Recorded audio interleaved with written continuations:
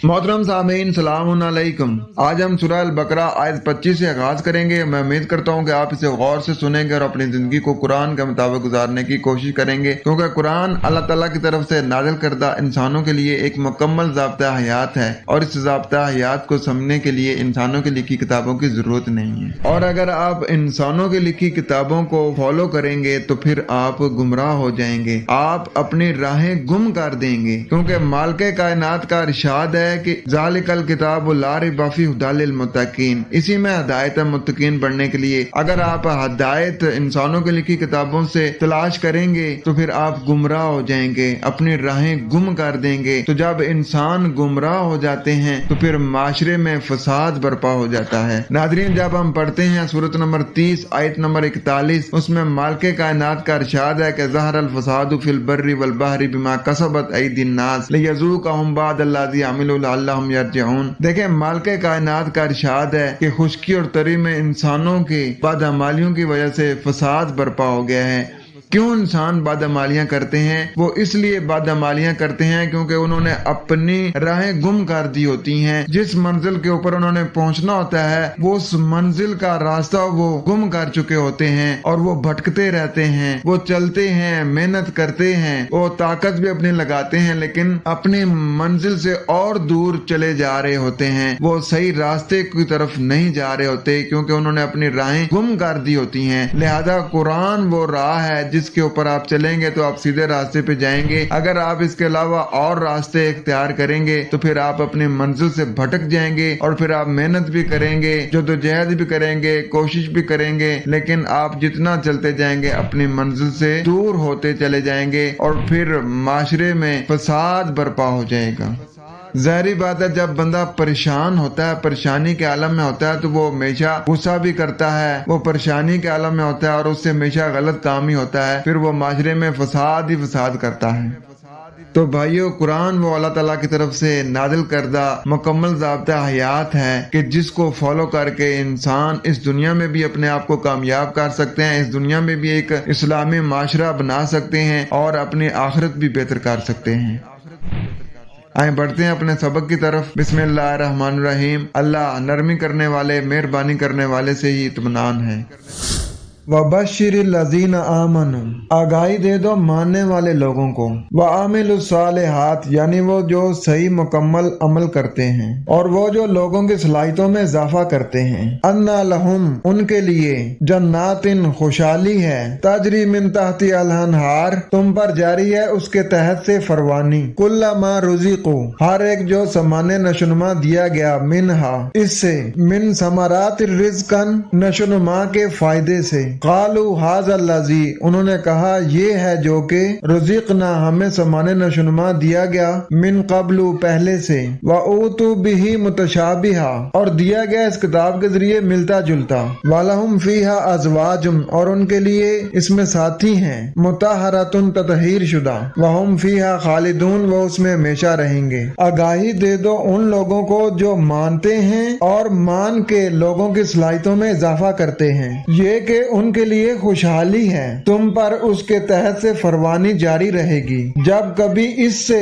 समाने नशुनमा दिया जाएगा, समाने नशुनमा के फायदे से वो ये कहेंगे कि ये है कि पहले से हमें समाने नशुनमा दिया गया था और मिलता जुलता इस कुरान के जरिए दिया गया, और उनके लिए गैर जानबदार साथी हैं, यानी ततहीर शुदा साथी हैं, और उसमें वो हमेशा रहेंगे। ऐ रसूल, तू इन्हें खुशखबरी दे दे कि इनके लिए एक ऐसा माशरा मुतशक्किल हो जाएगा जिसकी शादाबियां सदाबहार और जिसकी आसाइशें ज़वाल ना आशना होंगी। इस जिंदगी में भी खज़ां नादीदा बहारें और बाद की जिंदगी में भी हयात जावेद, ये चीजें सिर्फ उन्हीं के साथ मखसूस नहीं। जब और जहाँ भी किसी जमात ने ऐसी रवश इख्तियार की, उसका यही नतीजा निकला। इन अमाल के नताइज हमेशा एक जैसे होते हैं, अलबत्ता इनके पैकर्स जमाने के बदलते हुए तकाज़ों से मिलते जुलते हैं। इस माशरे में उनके साथ और लोग भी मिलते जाएंगे और इनके रफीक बनते जाएंगे। ये भी इन्हीं जैसी पाकीज़ा सीरतों के हामिल होंगे।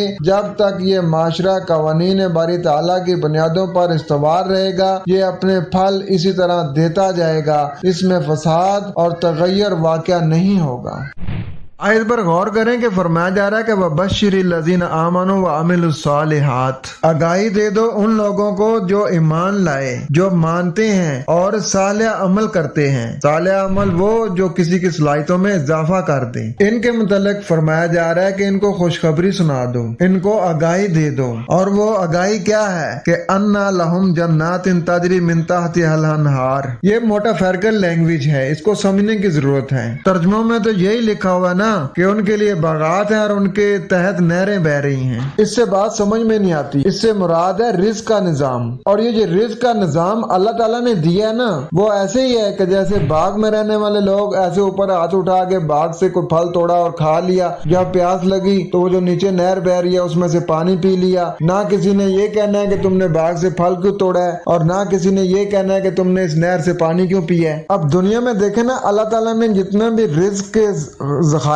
رکھے ہوئے ہیں نا، وہ سب انسانوں کے لیے رکھے ہوئے ہیں۔ ہر انسان ان ذخائر سے فائدہ اٹھا سکتا ہے، لیکن کچھ لوگ وہاں حکمران بن کے بیٹھ جاتے ہیں اور وہ ان چیزوں کے مالک بن جاتے ہیں، پھر وہ انہی کو دیتے ہیں جو ان کی بات مانتا ہے۔ تو ایسا جو معاشرہ ہے نا، وہ جنتی معاشرہ نہیں ہوتا، وہ جنمی معاشرہ ہوتا ہے کہ میرے پاس جو ہے وہ میرا ہے، کسی اور کو میں کیوں دوں، اور اگر میں کسی کو دوں گا تو وہ میرا پہلے کام کرے گا تو پھر میں دوں گا۔ لوگوں کو غلام بنایا جاتا ہے، لوگوں کی عزت آبرو کو مجروح کیا جاتا ہے۔ تو اللہ تعالیٰ کی ذات یہاں پر مثال کے ذریعے سمجھا رہی ہے کہ جو ہم نے قوانین دیے ہیں، جو ضابطے دیے ہیں، اس کو اگر تم جس جگہ رہ رہے ہو اس جگہ امپلیمنٹ کرو گے تو وہ ایسا ہی جنتی معاشرہ ہوگا کہ اس میں کسی کو کوئی روک ٹوک نہیں ہوگی، وہاں کسی کی صلاحیتوں کو دبایا نہیں جائے گا، وہاں جتنا بھی سامان رزق ہوتا ہے وہ برابر تقسیم ہوتا ہے، ہر کسی کو جتنی اس کی نیڈ ہوتی ہے اتنا اس کو فراہم کیا جاتا ہے۔ جیسے جنتی زندگی میں تیرا میرا نہیں ہوتا نا، وہ نہر میں جس کا دل چاہا پانی پی لیا، کسی نے نہیں روکنا کہ یہاں سے تم نے پانی کیوں پیا ہے، جس باغ سے دل کیا اس نے پھل توڑ لیا، کسی نے یہ نہیں کہنا کہ تم نے یہاں سے پھل کیوں توڑا ہے۔ یہ جنتی زندگی ہے۔ اسی طریقے سے اللہ تعالیٰ فرما رہا ہے کہ جب تم میرے قاعدے اور قوانین کو فالو کرو گے نا، تو تمہارے پاس اگر مال زیادہ آ گیا نا تو تم اپنی ضرورت کا رکھ کے اس کو کھلا رکھو گے تاکہ اور لوگ بھی اس سے فائدہ اٹھائیں۔ یہ ہوتا ہے جنتی معاشرہ۔ تو آگے دیکھیں، فرمایا جا رہا ہے کہ کلما رزقوا منہا من ثمرات رزقا، کہ اگر تم وہ معاشرہ جس طرح ہم بتا رہے ہیں اس طرح کا اگر معاشرہ تشکیل دیتے ہو نا، تو اس میں پھر ہر ایک کو برابری کی سطح پر اس کو رزق فراہم کیا جائے گا۔ اس میں کوئی سرمایہ دار یا کوئی طاقتور جو ہوگا اس کو نہیں ملے گا، بلکہ برابری کی سطح پر جس کی جتنی ضرورت ہے نا اتنا اس کو فراہم کیا جائے گا۔ اور آگے دیکھیں، فرمایا جا رہا ہے کہ قالوا ھذا الذی رزقنا من قبل، وہ کہیں گے یہ تو وہی رزق ہے جو ہمیں پہلے دیا گیا تھا۔ تو ظاہر سی بات ہے کہ جب